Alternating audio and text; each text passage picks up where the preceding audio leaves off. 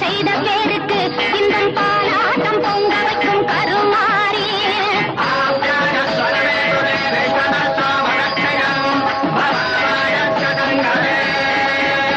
திருநீரான அபிஷேகம் செய்த பேருக்கு